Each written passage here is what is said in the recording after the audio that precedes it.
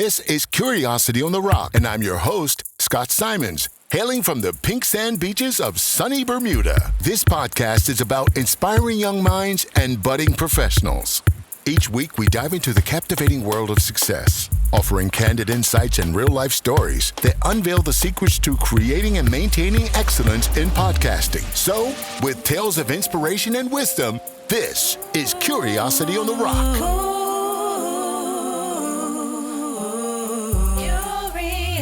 Curiosity on the rock. Curiosity, curiosity, curiosity, curiosity, curiosity, curiosity, curiosity, curiosity, curiosity. Yeah, welcome back to Curiosity on the Rock, and I'm Scotty. Coming from the pink sand beaches of sunny Bermuda. Come on, man. Work with your boy. Well, I got to tell you, we're getting right into part 2 of the interview with me. The profiling me today. And yes, I am nervous, but hey, like I said, I wanted to be candid, so I'm being open.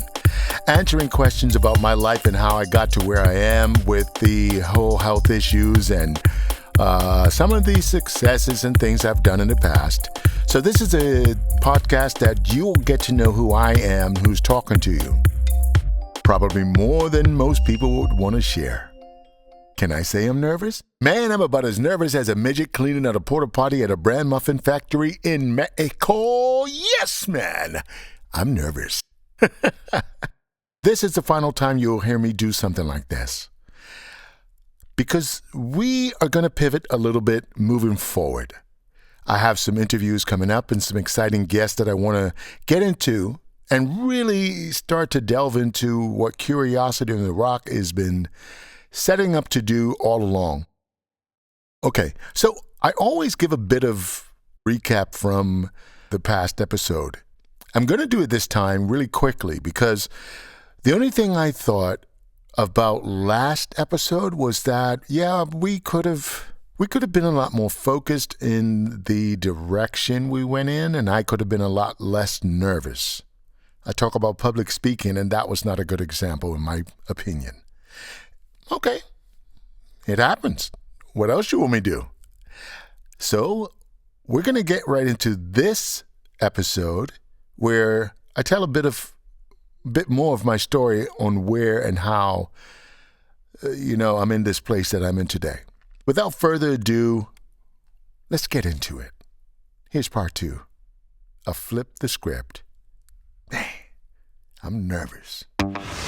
Okay, so 2019, I had a detached retina in my only good eye. It's many reasons for that, but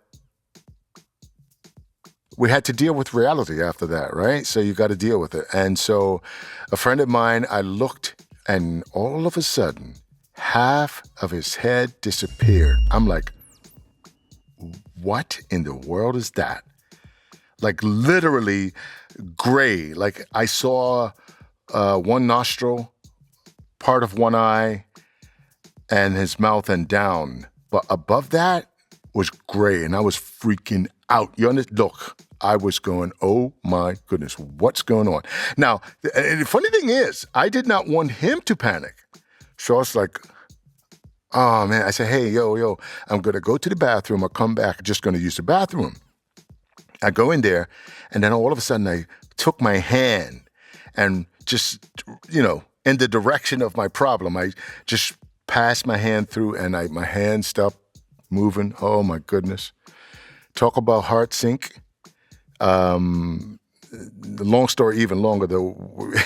We ended up going to the Bermuda's eye specialist. She had me already connected with a hospital in New York City. They were able to successfully put the eye back in place. The retina's all safe. So it's 2 types of things that they can do. One with an airbag and the other with a bag filled with oil. This bag filled with oil that keeps my retina in place. And so that is why I see basically it's a foggy outlook on life. It's almost like I'm looking through parchment paper. But that's hey, better than nothing. So, For it's somewhat ironic because you literally do see foggy, through your vision, but your outlook on life, right? It's never been brighter. Yeah. Like, why not? Tell me why not? Like, okay, the fear, I think it's a bigger fear before something happens. And that's what makes what you have accomplished through Curiosity on the Rock and your voiceover work and your advertising work even more amazing. Because you're doing this with very little vision. And this is like the vast majority of it. You are doing this on your own. It's not like someone's like, type here, press here. No, this is just Scott. That's right. Yeah, that's really amazing. And then that's really encouraging, to people that are, if you're going through things or having a life-changing situation, whether it's something that's physically that you're enduring or mentally, emotionally, it doesn't have to stop your life. Yeah. Sometimes you just have to pivot. You got to pivot. Again, when I was telling these kind of abstract stories of life, for younger people that are out there, for budding professionals and all of that, look, it might not always work out for you like it did for the next person. But that has nothing to do with your ability to try and keep it moving. It doesn't define you. It really doesn't. But if you do see me driving, run. Keep a sense of humor, guys. Yeah. Yeah, you keep have a really sense good of humor, man. Yeah. North Shore. Yeah. So when we're going through difficulties, we always learn something about ourselves. We see who we really are on the inside. Yeah. So what have you learned about yourself during the past 13 years with these trials?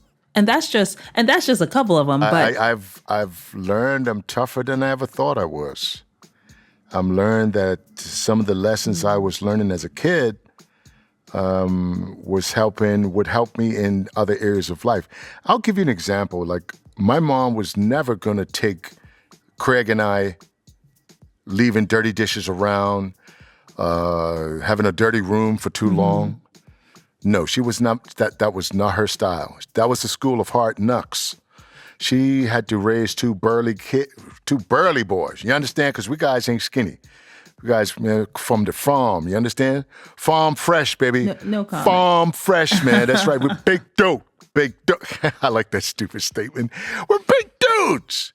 My mom had big dudes. I'm sorry. So my mom had you're a big guy. to rule for the iron rod. And you ain't messing with mama. No, you're not messing with mama. So the lesson she taught us was, look, this is what it is. I need your help. Let's go.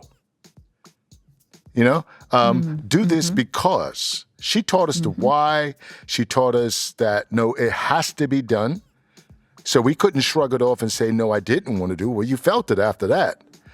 So those lessons, literally. Die was no joke. Just think about it, a single mother, just about a high school education, raising two boys, and we're all boy. She had to be creative. She had to be free. Yeah, she had to work hard. I could recall going outside 1:30 in the night. That's right, in the morning. Because Mom had finally finished work and started washing clothes, and she wanted us to make sure everything was good, keep it safe. So, yeah, you had to do what you had to do, right? But you learn lessons to support one another, to not stop. So you learn a bit of integrity and what I like to call grit, because Yeah, but when you kept your room clean and you kept the house clean, you knew, okay, processes, right? You're going to cook, you must clean, you're going to have to clean. You have to wash and pack away. If you don't wash and pack away nicely, well, you know what? You take that dish out again, or you got roaches after that. I hated roaches, so my dishes were clean. Process of elimination. All right, so you learn structure and so many lessons from growing up. And the reason I say these things is because kids today can learn that, when their parents are saying, look, clean your room, do this, do that, do this. It's like Mr. Miyagi. You remember Mr. Miyagi? Yeah, I literally was thinking that as you were saying it. Yeah, the Karate Kid. I can't even. I'm a little too big to do the when he was on the pole, that stand. Ha! But anyway, the crane. Yeah, the crane. Yeah, hey. But wax on, wax off. He didn't know what he was learning. So that's the same kind of way you can indirectly be being educated about life if you just pay attention. Man, you could avoid so many pitfalls and you could be more advanced than your friends because you listen to this information. So it's not all just crazy talk. It's real talk. How can you dive into stories with us at Curiosity on the Rock? By helping to shape our podcast with future episodes. Here's what I mean. Write an email or record a voice note and send it to curiosity@goscotty.bm. That's curiosity@goscotty.bm. Who knows? We might include your suggestion on a future episode. Let's craft the path of success together. Now, back to the podcast. Did your mom teach you how to bake bread? Because you have a bread obsession. Hey, listen. For anyone who sees Scott's WhatsApp status, there's forever pictures of bread, freshly baked bread. Oh, yeah. I have fond memories of being in the kitchen with Mom, and I even used to do like little WhatsApp status because we lost Mom about 2 years ago. And I'll put things on my status that says, in the baking gloves of Mom, a foodie, right? Because she was a foodie through and through. And so I can always remember tasting dough, being in the kitchen sometimes when she wasn't looking. She had to make more dough because Craig and I would be eating all the dough. And, we're boys, right? It's what we do. So, right. Yeah, we were learning a lot of skills. We had developed our taste buds. And so... Mom taught us a lot of things like that. And she had a recipe, but then she did die. She went die on it, man. So when I say in the foodie gloves of Mom, I am serious because Mom wasn't cooking ordinary. She was, extraordinary. Mom did it up. What? She did it up bigly, man. Bigly, the bigliest. You understand? She did it up. So yeah, it kind of rolled over to me being a foodie and necessity, right? Necessity. Yeah. After I got... man, because bread in Bermuda is expensive. It's not cheap. It ain't cheap. Don't be fooled. It's like, how much is it? A lot. So I haven't bought bread. Man. I haven't bought bread in too long to really know. But it's a lot. And it's cheaper to make it. And it's so much fun. You even have like your love of bread transferred over into an episode, into one of your most popular episodes. Honestly, guys, like I think that, and I think it's the title that drew people in. Oh, yeah. So if you haven't listened to it, go to episode 4, The Need, spelled KNEAD, right? Like you're kneading dough. The need of your curiosity, why we bake fresh bread. I think I wrote that in the morning. Episode... Right in the morning, that's when the juices are flowing. Yeah. In that episode, you talk about the principles of baking bread and how that transfers over into life. Was that it? Yeah, because, if you're smart, you listen. Like you say, you meditate on what you do, meaning you're not sitting there going, oh.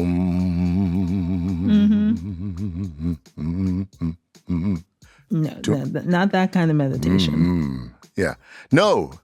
Means stop and think about what you just did.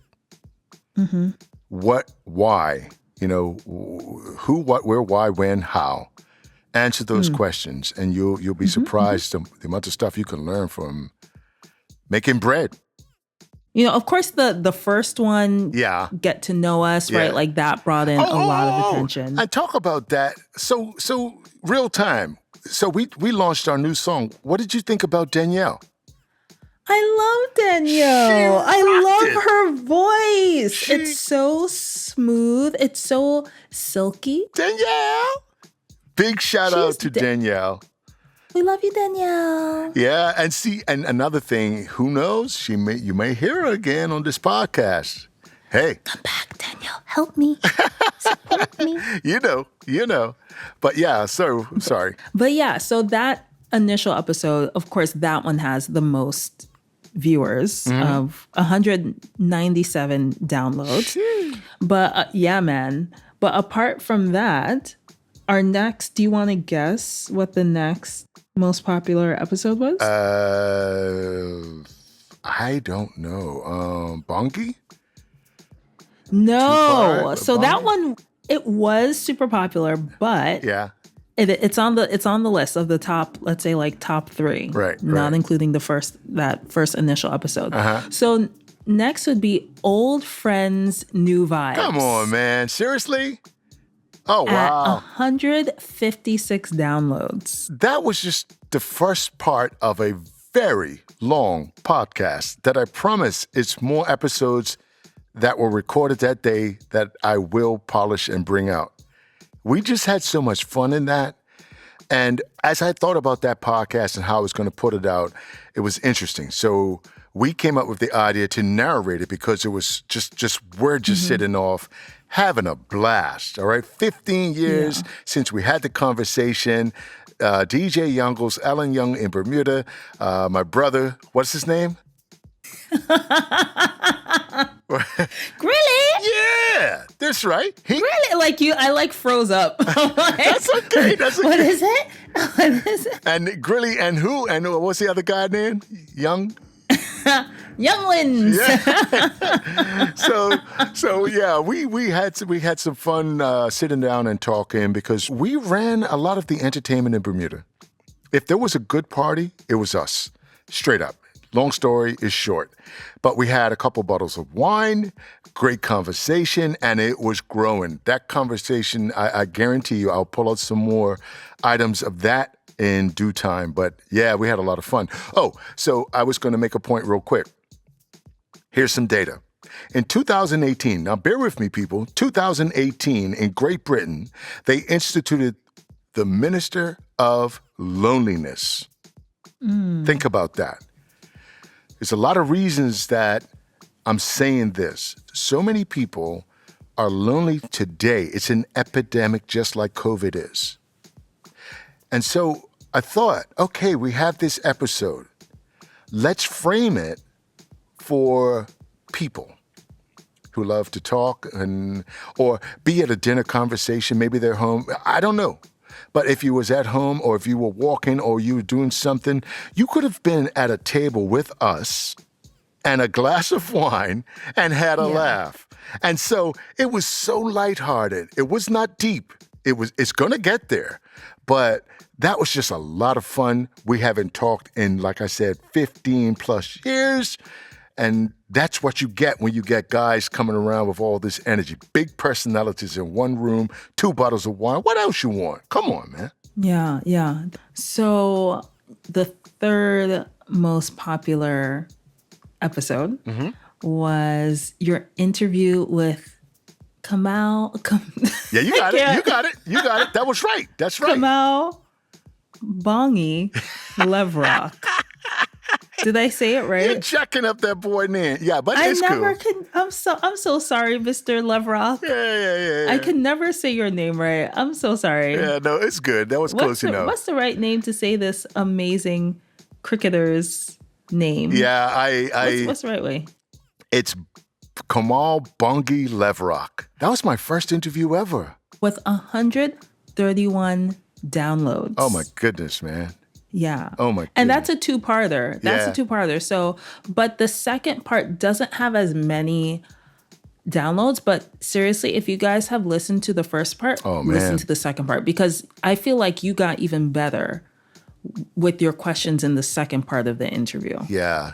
We sat down, didn't have any questions, had a brief window to talk to him, and so we did it. So, but what would you say, though, Scott, is your favorite episode? This is episode 12. You know so what? It's been a couple months. Your first episode was in October. I'm going to default to this. A lot of them have special places. I think I've just had a lot of fun with all of them. Doing the interviews, getting better at it. And I put so much pressure on myself about questions. Yeah. But there's enough journalists and people out there that do a far better job than I can when it comes to interviewing. I just want to go this way. I want to ask questions like a little kid because I get answers that are simple and the takeaways from people or the passion, like for example, the commissioner of police. Who would have thought? Who would have thought that you would have learned all this about the commissioner of police in Bermuda? You know him when, like he said, things go bump in the night. You get to know your commissioner. When he's got to protect this, that, and the other. When he's got to keep the island safe. But did you ever think you would have found out some of the things? And I'm not going to say what they are, because if you want to listen to it, go check out, what was it, episode 10 or 9? Yes. One of them. Yeah, that was episode 10. And I think that was your best interview. Listen, I have fun with that. Yeah. I grew on that, and the process was good. But see, the commissioner of police speaks so well. And there was so much more I wanted to bring out of him because it's a lot more. I found it to be enlightening, like that profile, to actually hear from him how he feels about his work. Some of the things that he has to go through. Listen, all these people that we're going to interview and profile are just people at the end of the day. Yeah. Look, I believe this. We all put our pants on, or most of us put our pants on one leg at a time. Work that out. Work that out. Well, I'll tell you, this is the Low Vision Decision, and here's the narration part. We're just about done. We got one more part to this episode. I promise you, Moriah's on fire. I call her Mo-Berry Chick. She knows that. If I thought I was exposed before, just hang in there. It's coming. It's coming. Back to the interview. We know one of your nicknames is DJ Double S. So yeah. What's that about? Where'd you get that name? Oh, man, listen. What's your DJ history? How did that happen? Loving music from a kid, you just roll with it. You know, you started from playing music when I'm gonna date myself on this one. So there was a group called Nucleus. And what was a rap song, man? Yeah, it's a I don't know what year it was, but I know the record was out. It was old when I was doing my thing with my mom's. She had this all-in-one record player on top, tape deck on the side, and we had our little speakers. So I was playing music from there, and I kind of messed up her records. I'm glad she never found out, but I grew from there. So started playing a lot of reggae, just neighborhood stuff. Then one night I was at my aunt's house, and it was somebody's party. I don't know what it was, but it was packed. I had gotten some equipment, and I wanted to start DJing. So that's when I really got a little bit more into it. Found out that I had a knack for it, and the rest is history. Kind of started from there. So another cousin of mine, Sharon, what's up, girl? Sharon gave me this name, Double S, because of Scott Simons, and she did it up like that. That kind of started the whole name, but that's the origins right there, you know? So there's a lot of people that call themselves DJs out there, right? But you weren't just your DJ online kind of guy. No, you got up there in the Bermudan scene. Bermudian. Yeah, that's fine. I did, actually, and that's interesting because when you're going through it, you just don't know. You're just working, man. I had that hustler mentality. I worked extremely hard. I had to make a decision between my day job and DJing, and I took DJing because it was yielding that much returns. I was making a lot of money. Now, at that point, there might have been some arrogance in me that I didn't like, which kind of is a reason why I left it later. But it was a time I didn't pay for anything. Thank you for mentioning that. Yeah. Yeah, I didn't pay for anything, man. Gee, man, here's this little guy. I look on the stock exchange of Bermuda and the top 5 companies, all my clients. Anything moving, I was doing.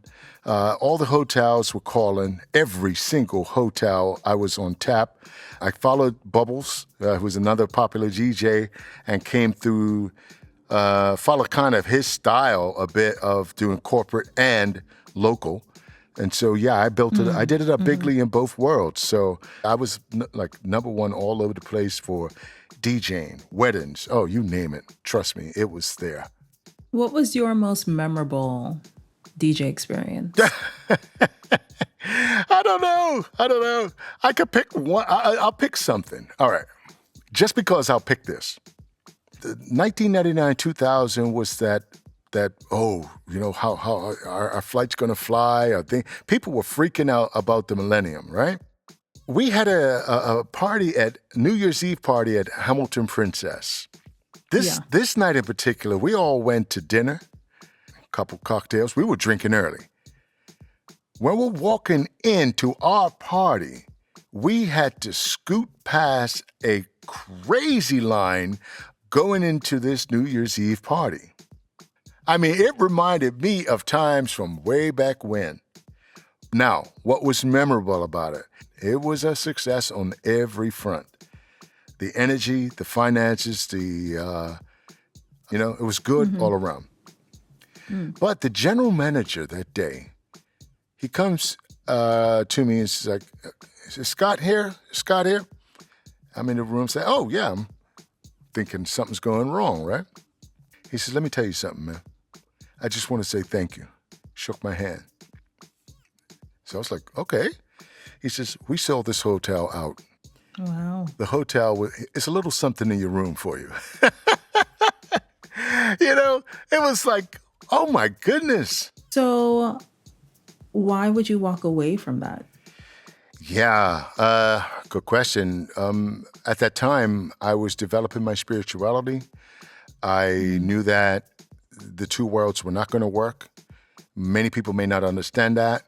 But again, I alluded to it when I said at that time I didn't buy any kind of drinks. I didn't pay to go in events. It's hard to remain humble. So I knew that was going to fight against my spirituality, and I chose to let it go. I chose to let it go. Any regrets? No, absolutely not. Absolutely not. It was timely. I see the way things are going today, and my heart goes out. I am on a lot of fronts. I don't get inspired anymore. That doesn't mean I don't love music, which I really, really do. But no, I don't miss it at all.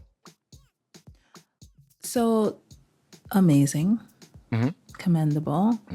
And we didn't even talk about your time, as a radio host, right? As a radio host after DJing, and maybe another episode, because if you can't tell, I'm getting tired.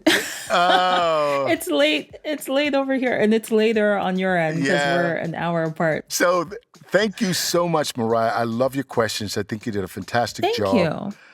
Maybe we'll do this again. Well, I have one more. Oh, okay. I heard that you asked an important question recently, last month. And what was that question, and what's going on in your life, man? I think I asked this beautiful young wildflower, would she be my wife? And she said, yes. Baby girl. Look at that. Scotty does it up bigly. You understand? This girl has stolen my heart, and I can't. Look. I told you I was never going to shy away from the love and joy that you brought to my life, and I really want to say thank you. I've enjoyed this episode, and I can hear you smiling, girl. Yes, he didn't know I was gonna ask What that. are you doing asking that anyway? Why not? Why not? Why Let's just not? put it out there. You know? Yeah, that's right. This is fun. I love you, baby. I love you too, babe. Big things and wine here on Curiosity in the Rock.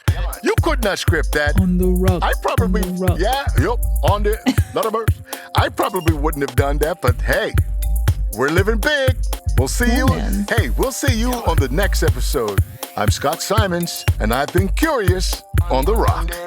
Peace.